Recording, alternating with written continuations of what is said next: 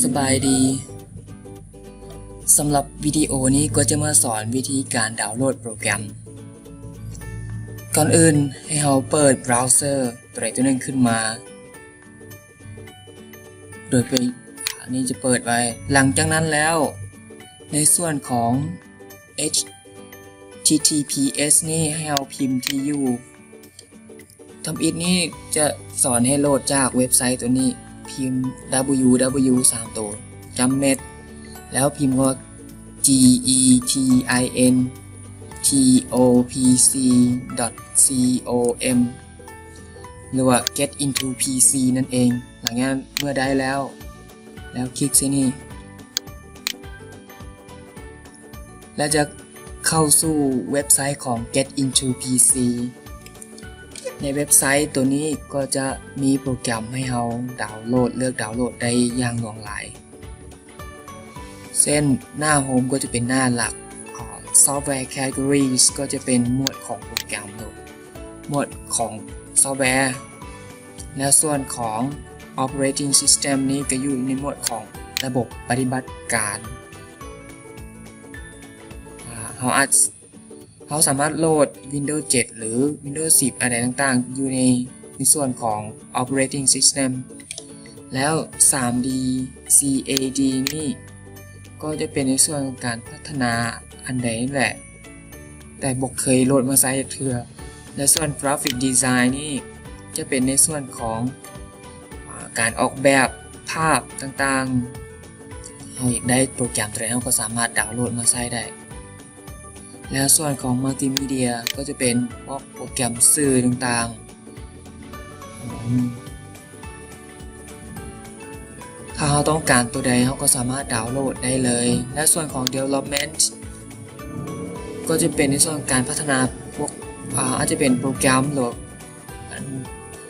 เครื่องมือต่างๆส่วน antivirus ก็จะเป็นพวกโปรแกรมป้องกันไวรัสนั่นเองจะมีหลายๆอันที่เราดาวน์โหลดเลือกดาวน์โหลดและส่วน education ก็จะเป็นในส่วนของเกี่ยวกับการศึกษามีโปรแกรมทางการศึกษามาให้เราเลือกโหลดได้ยกตัวอย่างวันนี้จะมายกตัวอย่างการดาวน์โหลดว่าจะดาวน์โหลดจังไดยกตัวอย่างจะเอาโปรแกรมนี้โปรแกรมเกี่ยวกับในหมวดของ education จะเอาโปรแกรม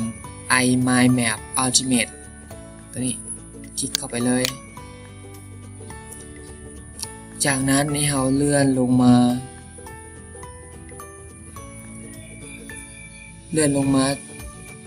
ส่วนนี้มันจะบอกว่าขนาดเท่าใดfull setup size มันจะบอกขนาด238 เมกเราก็เลื่อนลงมาอันนี้คือ system requirements หมายว่าความต้องการของระบบมันต้องการจะใช้ Windows 7 8แต่จะ1 Windows 10 ก็ได้ RAM อย่างขั้นต่ำนี่มัน1 กิก Hard disk มีอยู่400 เมกหน่วยม้วนผลนี้มันต้องการความไวอยู่1 GHz อาจจะเป็น Intel Pentium ก็ได้หรือว่าตัวล่าสุดก็ได้หลังจากแล้วมันจะมีคำว่าดาวน์โหลดเมื่อเราพร้อมแล้วเราก็ดาวน์โหลดมันจะเปิดหน้าต่างอีกมันจะเขียนอยู่แถบนี้ว่า wait for access หมายว่าถ้าการเชื่อมต่อเมื่อมาถึงหน้านี้เราต้องคลิกมันบอกให้เราคลิก here to proceed หมายว่าเพื่อดำเนินการต่อให้เราคลิกนี่คลิกไปบาทหนึ่งหลังจากนั้นแล้วเราจะรอท่าจากสเต็ป1 of 3นี่มันจะไปเรื่อย1 2แล้วนี่อีก3อีกอันหนึ่งอยู่นี่เมื่อพร้อมแล้วมันก็จะเด้งการดาวน์โหลดขึ้นมาเดี๋ยวเราท่านิดนึงขึ้นมาแล้วโปรแกรมที่ใช้หรือโปรแกรมที่ช่วยในการดาวน์โหลดนี้จะใช้ IDM ส่วน IDM นี่เราจะติดตั้งแนวใดนั้นเดี๋ยวจะมีให้กลับไปเบิ่งวิดีโอวิธีการติดตั้งโปรแกรม IDM จากนั้นเราสามารถดาวน์โหลด later หมายว่าโหลดภายหลังหรือว่า start download หรือว่าเราอยากยกเลิกกับ cancel อยู่นี่แต่จะ start download เลยในการดาวน์โหลดขึ้นอยู่กับความไวของอินเทอร์เน็ตเน็ตที่ใช้อยู่ความไวในการดาวน์โหลด600 กิโลไบต์ต่อวินาทีเส้นไฟล์237 เมกนี้จะใช้เวลาอยู่ประมาณ4 นาทีไปเดี๋ยวเราจะปล่อยให้มันดาวน์โหลดสำเร็จ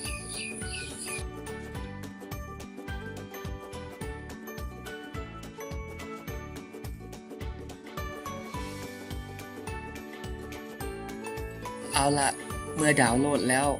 ก็จะเป็นลักษณะนี้เราสามารถเปิด Open Folder เพื่อเปิดโปรแกรมที่เราดาวน์โหลดมามันอยู่ใส่เข้ามาแล้วอันนี้คือไฟล์ที่เราดาวน์โหลดมาจากเว็บของ getintopc.com